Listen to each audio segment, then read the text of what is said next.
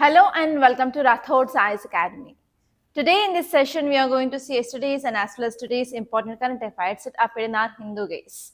Let us see the important topics of the day first.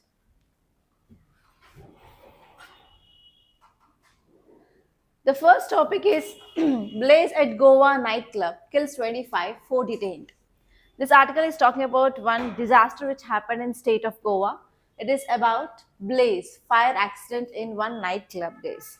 Here we have to see about what are the reasons that led to this fire accident. And even we have to see what kind of measures that we can take so that we can prevent this kind of incidents in future. And this topic is very important from your GS paper 300 disaster management. And next topic is cold wave grips Telangana. Foggy mornings raise road safety concerns. This article is talking about cold wave. That means there is decreasing of temperature in this Telangana state.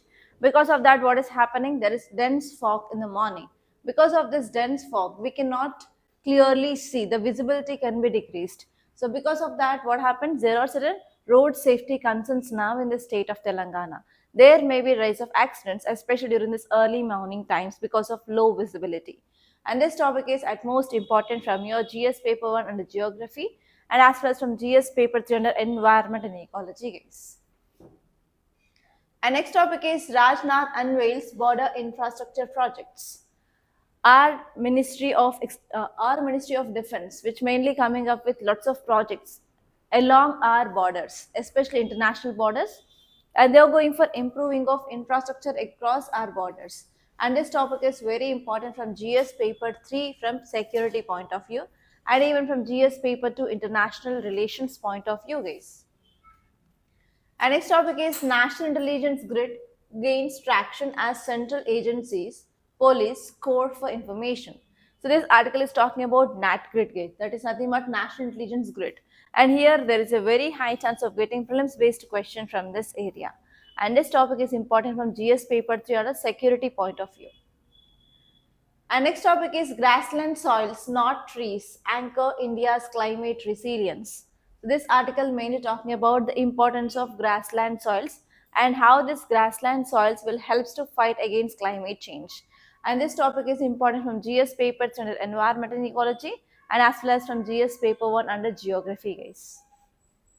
And next topic is a Black Friday for aviation safety in India.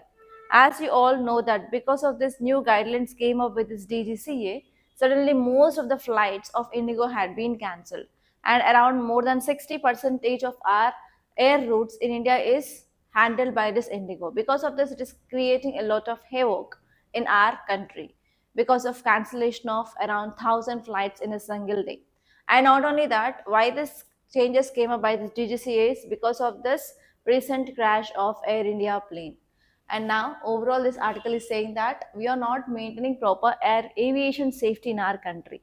Apart from that article, even in your editorial page, there are articles regarding India-Russia relations and even only Indigo related article is there. But already we discussed that articles in our earlier sessions. Because of that, I am not taking that for our today's discussion. Okay, so one request guys, so please do give review about our academy or else our current affairs. The review link is given in the description box. Please do click that link and give the review. That will be very helpful for our growth. And apart from that, please do watch until last so that you will be getting lots of insights regarding how the questions will be asking in your mains and as well as prelims point of view as well. Okay, now let us see the first article. Look at the title guys. Blaze at Goa nightclub kills 25. 4 detained. So here exactly have to see about what are the reasons regarding this fire accident in nightclub, and next you have to see what are the measures can we take so that we can prevent this kind of incidents in future. If you're getting this kind of articles related to disaster, even there is a very high chance of getting questions in your disaster management, and not only that, you can get directly a case study in your ethics regarding this faults. Okay, now let us see the context. A massive fire erupted at a nightclub in North Goa just before midnight on Saturday. Because of that, it left around 25 people died and around 6 people were injured. So what are the reasons of this fire here is they used electrical firecrackers because of this electrical firecrackers which used in the performance that ignited highly inflammable wooden ceiling. And as you all know that if wood catches fire, it will spread very rapidly. Because of that reason, that led to flames that spread very instantly. And actually, whenever we got this kind of news of fire accident in this area, primary investigation in that they find out that yes, it might be the gas cylinder explosion that happened this. But after everything is done, finally we came to a conclusion that electrical firecrackers led to this accident. And this one here is there are structural and operational lapses also.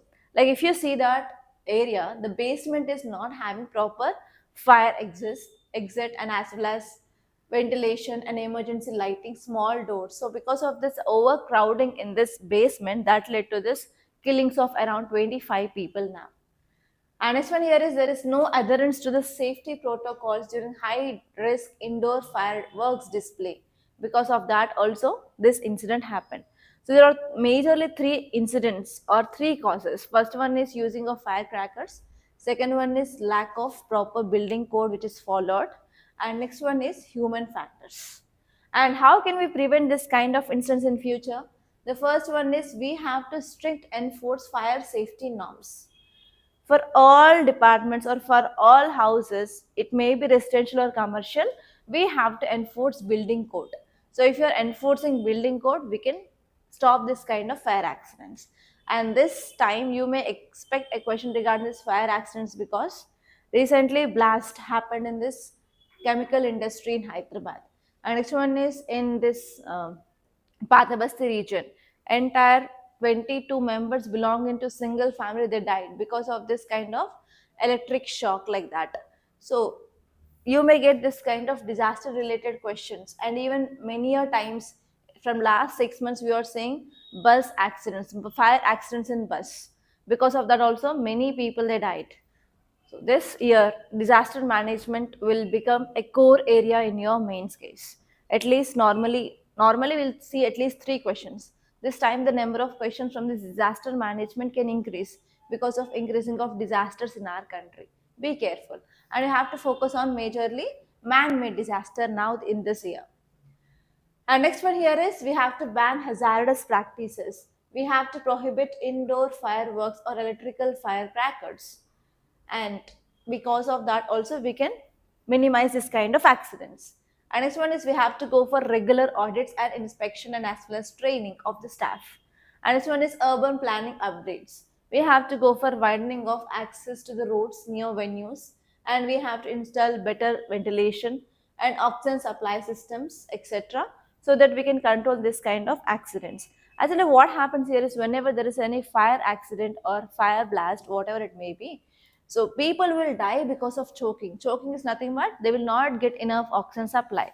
So for that we have to go for proper oxygen supply systems on ceilings. So because of this, if there is any this kind of accident, there will be a proper oxygen supply will be there in that room so that we can minimize the number of deaths. And next one is we have to go for policy reforms. Now opposition parties are pushing for national guidelines on club licensing, and they're also saying that we have to integrate AI monitor alarms and community oversights via local bodies so that we can curb illegal operations, guys. So even in this arena also we can use AI based monitoring system, AI based alarms so that we can reduce this kind of disasters in our country, guys. So these are the things that you have to remember. And look at the next article, guys. Cold wave grips Telangana. Foggy mornings raise road safety concerns. So what is the keyword? Keyword is cold wave.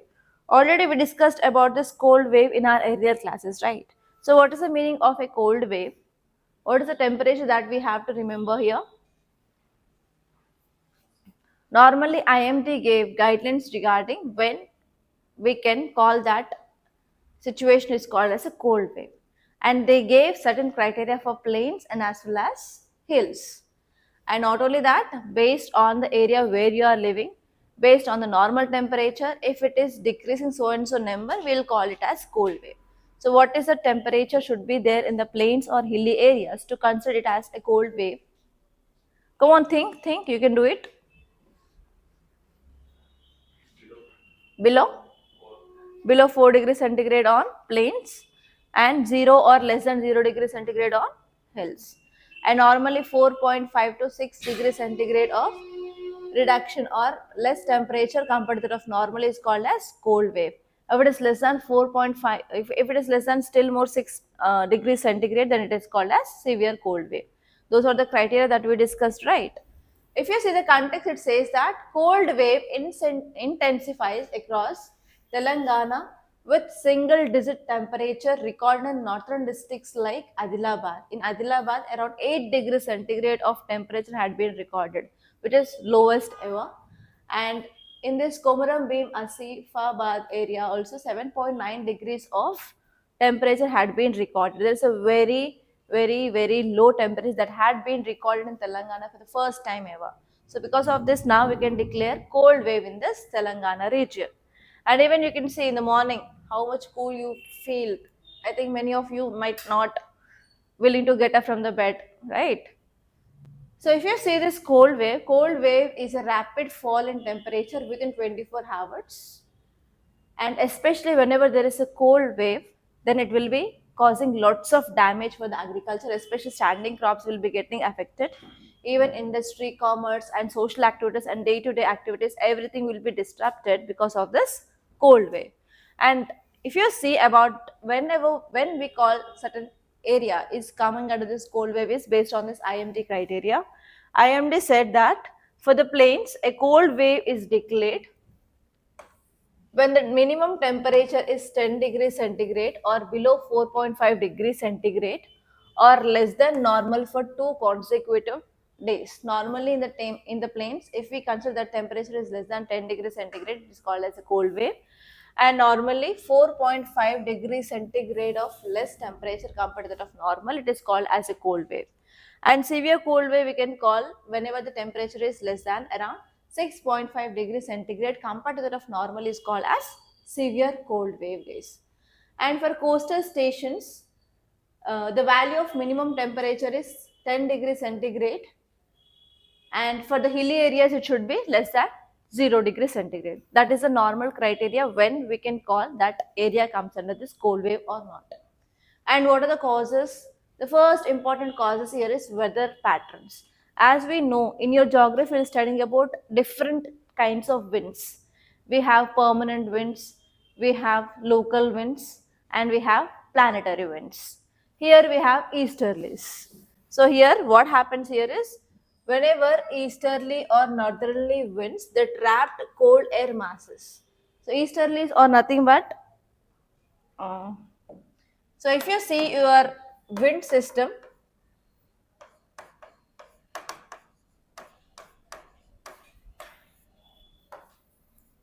if you take your globe, here we have 0 degrees, that is equator, 30 degrees north, 60 degrees north, 90 degrees north,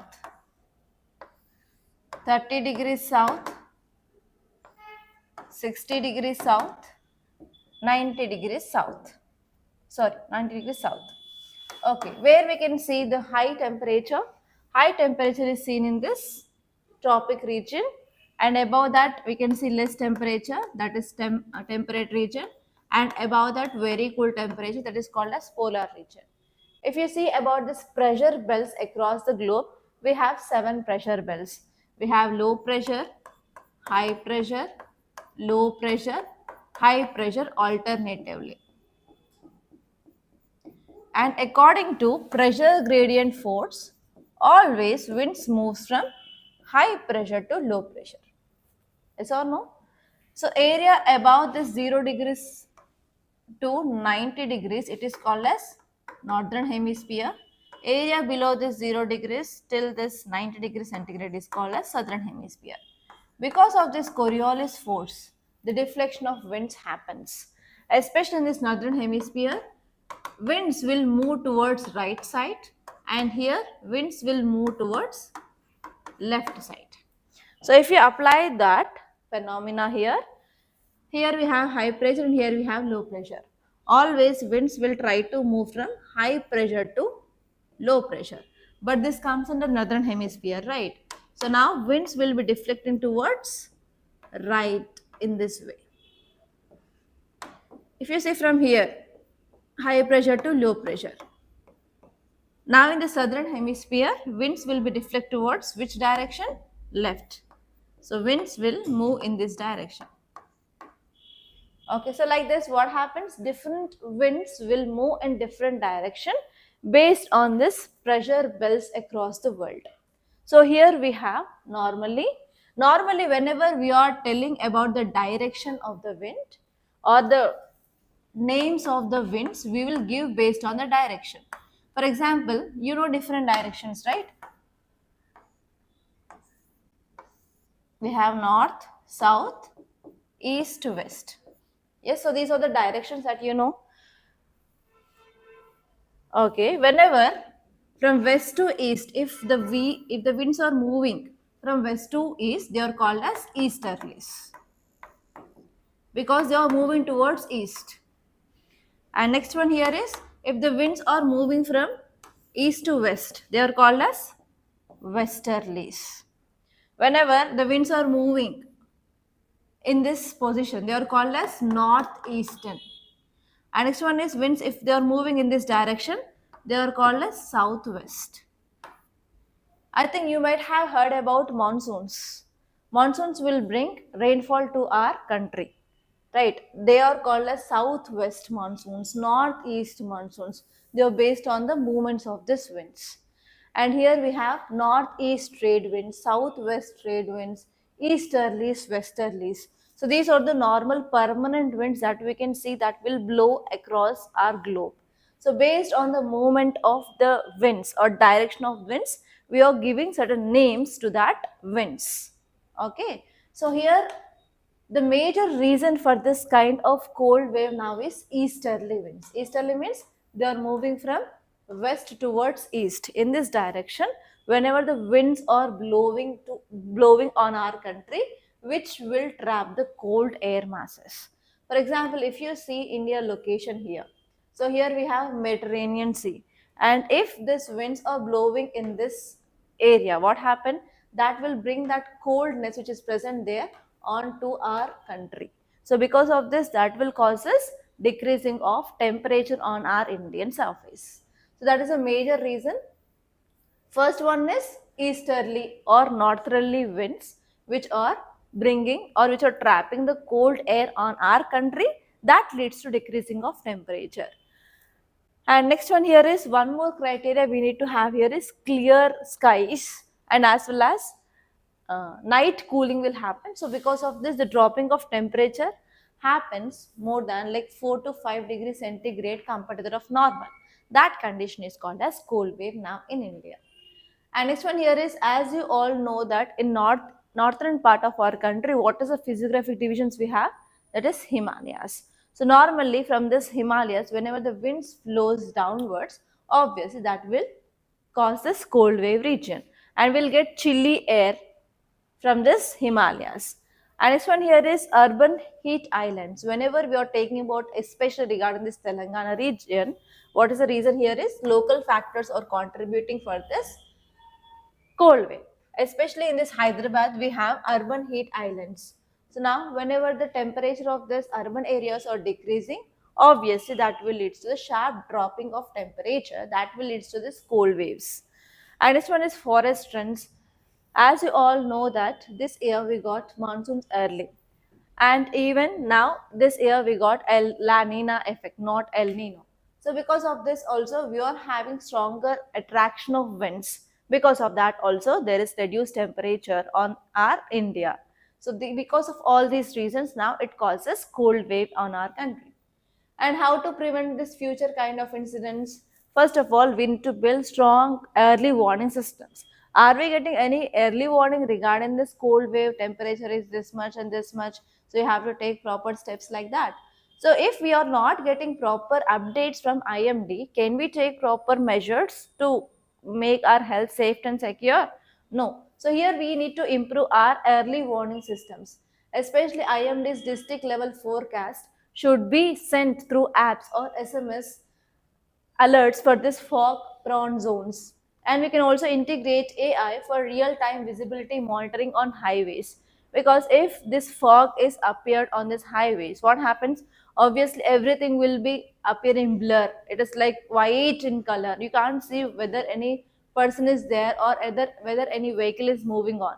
If you're not having that much visibility, can you drive your cars or vehicle safety? That will lead to increasing of accidents. First of all, we have to give alerts to the people in this fog prone areas, like by this time this weather will be clear, so be careful while you're driving in this time. So we have to give proper alerts. And this one is we have to go for infrastructure upgrades, like we can install anti fog lightings. Normally, on these roads we have street lights. Even if you're using that street lights also, sometimes we cannot improve our visibility. And even every vehicle will be having these headlights. So if that headlights are not powerful, if they're not like anti fog, we cannot see what is there in front of our vehicle. So we have to go for upgrading of our vehicles and as well as street lights or road lights with this anti fog lightings. And next one here is we have to go for widening of our paths in our rural areas. And this one is we have to go for quick responses during low visibility events. And this one is we have to go for public awareness, mandatory driver training on fog protocols, like no overtaking or no use of FM radio for updates. So use of FM radios for updates. And next one is school or community drills for cold health risk. So we can do all those things so that we can minimize the risk. And this one is we have to promote green belts to reduce urban fog trapping. So here, if you are increasing this green belts, like increasing of afforestation or increasing of number of trees, obviously we can decrease this fog. And next one here is we have to enforce emission norms to curb haze from pollution mixing with mist. So actually what happening here in this winter season here is, normally in the early morning you can see small fog and even small water droplets which will be appearing on your windows or like on your vehicles, right? So if there is pollution, means what happens, this pollutants will be mixing with that and it will form mist. Then what happens, clearly we cannot see anything in before us. So because of this we have to reduce the pollutants also. That is a major problem in this Delhi. So because of this they are generating mist. Okay, next one here is we have to go for policy integration. The national guidelines for winter road safety, we have to link with climate adaptation funds, and we have to go for annual audits in this vulnerable areas also. So if you're taking this kind of steps, obviously we can control this kind of things better to decrease the loss of life and as well as to improve the governance methods. And see this article, guys. Rajnath unveils border infrastructure projects. This article is very, very important. So why we have to go for broader infrastructure? So again, you have to draw India map.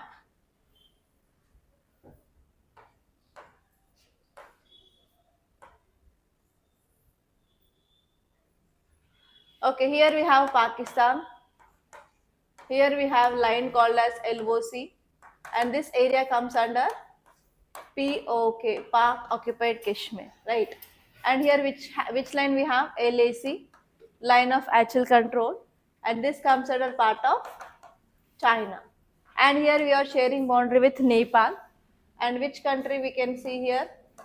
Bhutan, and here we have Bangladesh, here we have Myanmar. So with these countries we are sharing international border. And as you all know that Pakistan is not a good friend of India and even China. But even with this Nepal, Bhutan and Bangladesh and even Myanmar also, we are having certain issues, right? So do we need proper infrastructure at these borders? We don't know when this Pakistan will come and attack India, right? We don't know when this China will come and attack India. So because of this, if our army people wants to move in this region fast, obviously we need to have better infrastructure. Why? Because here we have Himalayas. We have rugged topography there. If we want to go for development also, we are in a dilemma that whether it is feasible or not. If suddenly earthquake happens, or if suddenly landslide happens, or avalanche happens, then what happens? Whatever the development that we did in that area will be getting wasted. But what is the problem here is, if you're comparing India and China, China is having good advantage because of increasing of infrastructure, and even they are having good technology compared to that of India. So because of this, they are reaching very early in that spot compared to that of India. So because of this, what happened? You are having a huge threat from China. So China wants to occupy this neck, chicken neck, called as Siliguri corridor. So if China is occupying this, it will be very easy for China to occupy entire Arunachal Pradesh, right? So if you want to increase our control on our northeastern part, and if you want to safeguard our borders, obviously we need to have good infrastructure across these borders. And if we want to go for development of roads or tunnels or like railways or anything across this border, we have a separate organization called as BRO. Okay, BRO is nothing but Broader Road Organization, which will be focusing on development of infrastructure. If you want to go for laying of roads in this mainland, so we have National Highway Authority of India that will be taking care of development of roads, national highways in this mainland. But across the international border, we have BRO guys, and that is very important. So now here this article is saying that our Ministry of Defense, they are focusing on improving of infrastructure projects. Why we have to go for increasing of infrastructure projects? Actually, here in this India and China border, what is happening here is China is developing villages. Whenever China is developing villages, what happens? Now the number of Chinese people who are living in this region will be obviously increased. So because of that, it will become very easy for China to claim this entire Arunachal Pradesh. So to counter that, India also coming up with one program called as Vibrant Village Program. India is also coming up with this Vibrant Village Program, guys. Okay. So in this way, government is also focusing on improving of infrastructure across our borders. Now let us see what is that project is about. Okay, if you see the context, it says that our defense ministry inaugurated a record 125 infrastructure projects. It's not one or two. Around 125 infrastructure projects that are going to be executed by BRO, Broader Roads Organization, which marks the largest single dedication in this BRO's history by value. So till now, we didn't came up with that much large scale infrastructure projects. For the first time, we are coming up with that 125 projects across the border, and who is taking care of this? BRO. Very, very important. And if you see the details, it says that the virtual event was conducted from the site of Shayok Tunnel to the, Darbuk Shayok Daulat Beg Olde Road in eastern Ladakh. And it is one of the strategic key route along this LAC, that is line of actual control with China. So actually this project had been inaugurated virtual, that is on online mode. So they came up with this area, Daulat Beg Olde region and Dabruk Shoyok. So actually this region is very important. Why? Because in 2020, whenever this China started this kind of attack or occupying of Indian border at LAC region, so they attacked this region. They occupied this Daulat Beg Olde, and actually China attacked, or China came up with this 2020 standards because India wants to come up with development in this Daulat Beg Oldi region. We are going for laying off a big road in that region. So to stop that, China came up with this 2020 clashes case. And even till today also, we are in 2025, but some areas they were under control of China till today. They are called as like Demchak Plains, Dipsang Valley region, and patrolling point 15. So these are the three important areas of India. Even today, they are under control of China. Why this 2020 clashes happened? Because of this development in this Daulat Beg Oldi region. But now our government is very strong, and our government is saying that we want to continue this infrastructure projects along this international border, whatever the situation may be. And again, we are going to have this kind of developmental projects that we are going to start from this Daulat Beg Oldi region itself. And these projects which are going to cover around these regions of Ladakh and as well as Jammu and Kashmir, and even 7 other states which are sharing border with international or other countries like Arunachal Pradesh, Sikkim, Himachal Pradesh, Uttarakhand, Rajasthan, West Bengal, Mizoram. So here we are going to have this kind of 125 projects across this states, guys. And because of these projects, what we can get? We can improve our safety and security, and we can protect our territorial integrity, and even we can go for development in these regions, and as well as economic activities we can increase across these regions, guys. So what is the purpose and what are the reasons why government is going to come up with this 125 infrastructure projects now? The first one here is we want to provide all weather connectivity and avalanche prone, especially Himalayas are famous for these avalanches and these landslides. They're avalanche prone, high altitude regions enabling rapid military deployments and as well as movement of the logistics. That is nothing but infrastructure during extreme winters also, because normally these routes are blocked during this extreme winter seasons, but now we are going to have this kind of roads which are all weather and even they are avalanche proof now.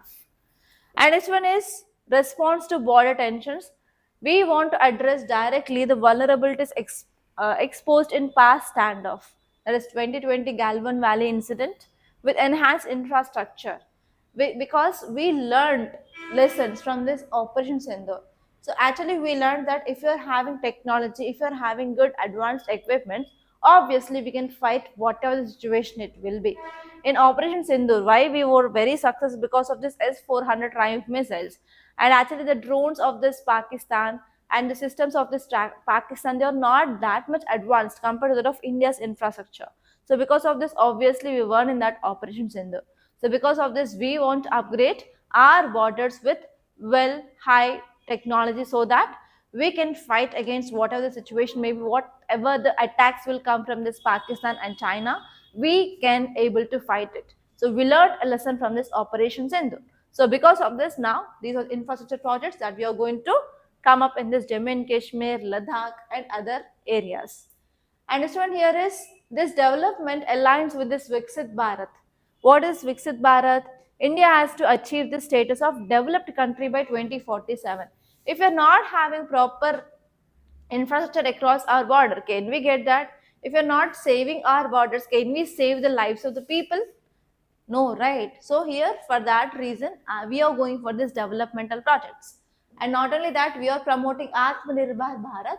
So mostly we are promoting indigenous technologies like building of bridges, integrating of border areas economically, everything, the infrastructure we are going to use from India itself, so that we can achieve this Atmanirbhar Bharat as well. And this one here is whenever we are going for developmental activities, obviously it will promote tourism in these areas and as well as employment. We can have better disaster response as well. Because of this, what happens overall, these projects will improve security, improve logistics and boost tourism, generates employment. Obviously it will contribute to our GDP and it will help to achieve our target of Viksit Bharat by 2047.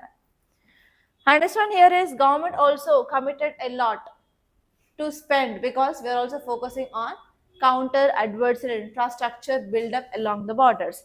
Especially our government is very strong on its stand, that is we want to maintain our territorial integrity whatever it happens. So because of this, now we are going to have this many 125 infrastructure projects across the border. Okay, see this next article, guys. National Intelligence Grid gains traction as central agencies, police court for information. So actually what is happening here is we came up with this concept of NAT grid, that is National Intelligence Grid, in year 2009. And from around 2010, this NAT grid had been become operational. And actually this NAT grid is a platform for the police and investigating agencies to access government and private database in real time. For example, you become an IPS officer and you are investigating any case. So if you are investigating any case, you need to get information about any person, or you are having certain doubt, right, like this person already did certain crimes in earlier. If you want to get that kind of data, you can use this database. If you see this CID program, do you have any idea of watching the CID program? So in that CID program, if they are getting any image, if there is any person who saw that person, they will bring that one guy who is an artist who can draw images, and after completion of that sketch, they will keep in the computer and they will match with the criminals. Can you recall that scene? So that recall, that matching of that image with whatever the database that is present with the police, that is called as NatGrid case. Are you understanding? So NatGrid is a platform where the police and as well as investigating agencies, they will have access to the government and as well as private databases in real time, and this will helpful them to solve the cases easily and to get the some clues regarding that cases, so that they can completely close that, so that they can identify the culprits as soon as possible. And Union Home Ministry has asked states to use platform to access data sets which includes details of driving licenses, Aadhaar card registration, airline data, bank records, and also the details of social media accounts which share post on a particular issue. If there is any burning case, if you are getting any clues of person that this person had been done this, so you can access the data regarding even their bank records, like from where they are getting the money and even to which accounts they are transferring the money. And next one is they can also get the details of social media accounts. If they're sharing any post, which kind of post you're sharing, we can get that details.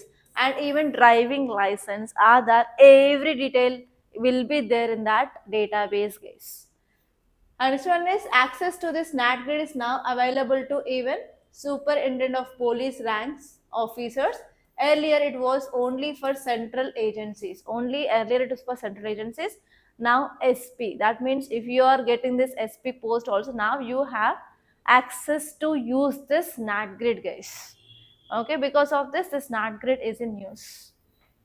Okay. And now why it is in news? Exactly because now there is increased request of 45,000 a month, government officials told Hindu.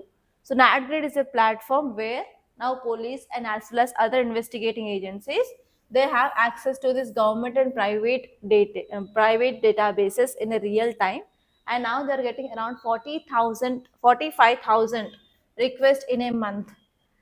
Okay, so because of this is in news.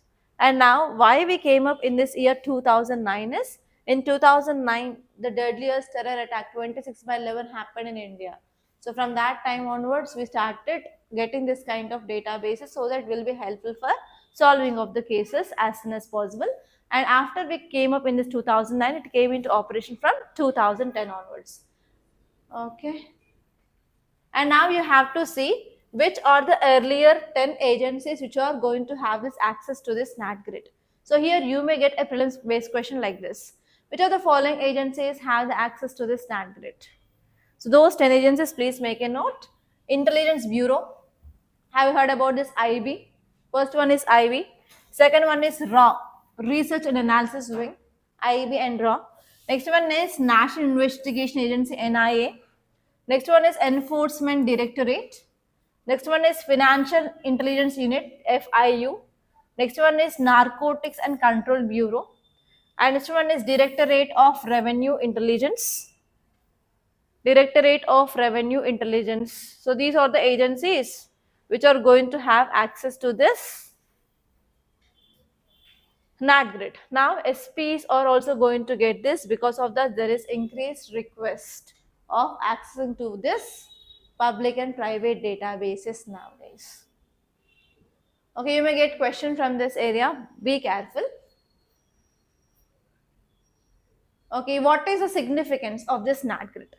Significance is nothing but after this Mumbai 26 by 11 attack measure, it aims to mitigate vital deficiency in our country.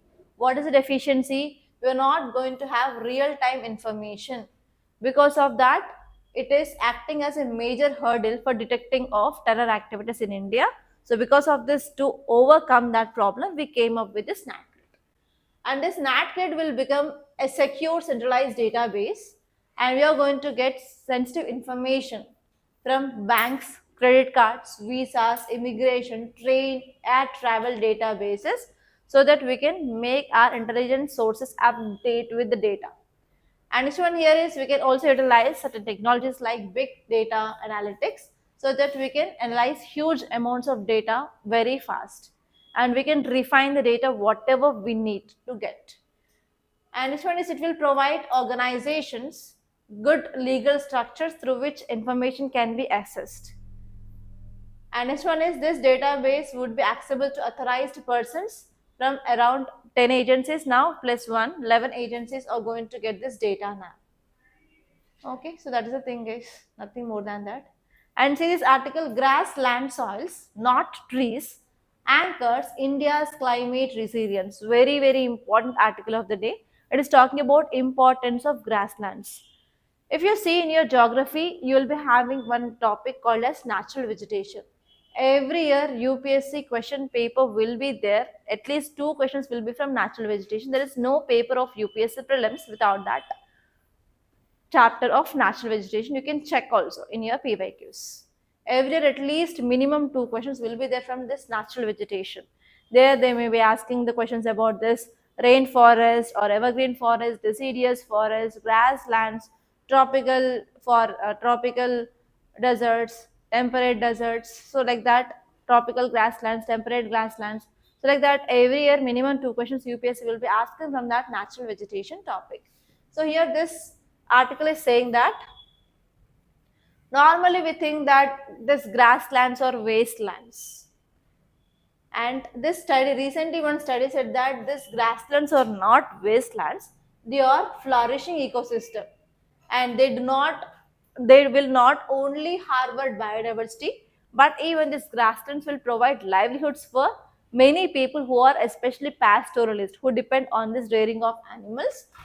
And especially in this Maharashtra, the livestock economy is around 59,000 crore rupees, guys. And these grasslands, they hold enormous, they have lots of potential for carbon sequestration. And apart from that carbon sequestration, they will also provide livelihood for lots of people, and they will provide this fodder or food for this wildlife, guys. And this grasslands, they also store a huge amount of below ground carbon. As you all know that in this grasslands we'll be having grass and as well as small trees and as well as shrubs. So they will also act as carbon sequestration. They will also absorb atmospheric carbon dioxide. If they absorb this carbon dioxide, then only they can continue their photosynthesis, right? If they are not getting carbon dioxide, can they make their food? No. What is the equation of photosynthesis?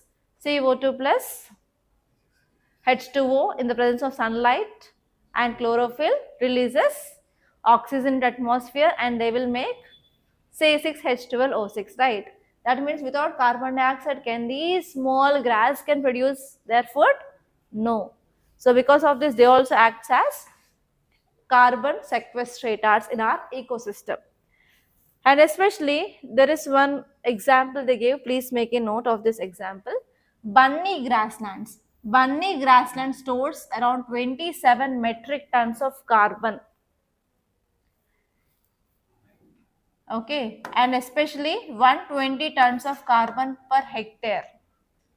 That means they are absorbing around 120 tons of carbon dioxide per hectare, guys. That means here this grasslands can also play a very important role in this carbon sequestration. Okay, so that is the thing which mainly said here. Not only the trees, but even grasslands will help to fight against climate change.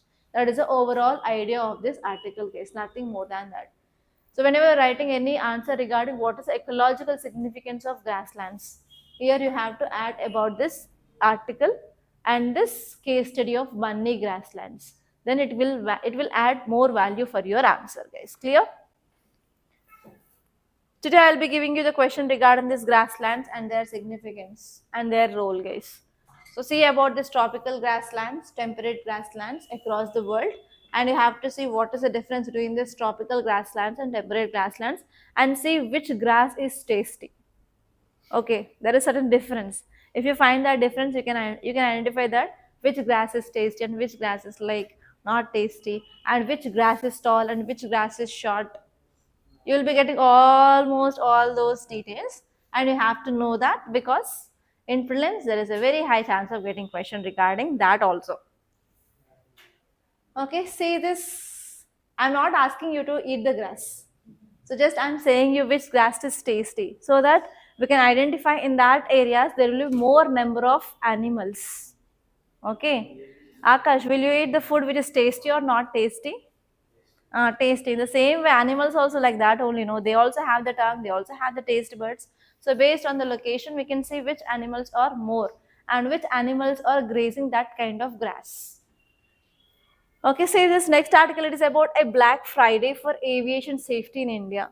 Already we discussed about this FDTL, right? That is flight duty time limitations. Recently, DGCA, after this Air India crash, they came up with new guidelines regarding aviation safety. And what are the guidelines here? They increased the rest hours and as well as they limited the night landings. Because of this, now Indigo is facing lots of problem. And I want to say one thing in reality. If you are going for this privatization, can we improve the safety guidelines, guys? So actually we went for privatization of our airways. So now many private companies are leading in this airlines. Yes or no? For example, you can take this Indigo example. So Indigo is running more than 60% of our flight routes in India. If suddenly government is coming with this kind of rules and regulations, will they follow? And finally, actually this implementation of these rules started in the month of June itself, and they implemented in two phases. First phase, it didn't cause any that kind of loss or inconvenience in this airways. But after when we started imposing of this phase 2 guidelines, this kind of problem is appearing. Finally, what happened? So Indigo cancelled the flights, but did Indigo said that we are going to impose them completely? So if Indigo is not imposing them, if India is just going for cancellation of flights, what is happening? It is causing disruption for day-to-day life activities. It is causing lots of inconvenience for general public. Then what happened finally? Finally, government only came down and government said that I'll give time Indigo, but continue the services. I'm going to relax this kind of restrictions for Indigo for next February onward, till February.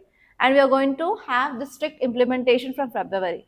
I don't think so whether, I don't think like Indigo will come down and impose this because every private company wants to improve their profit. Yes or no? So we have to think on this. So think on how this privatization can cause chaos. You may get question here because it is a very big incident which happened in India. It is not a small issue, right? Across India, in many of these airports, flights got cancelled. In one day, they cancel 1,000 flights. Means it's not a small issue, right?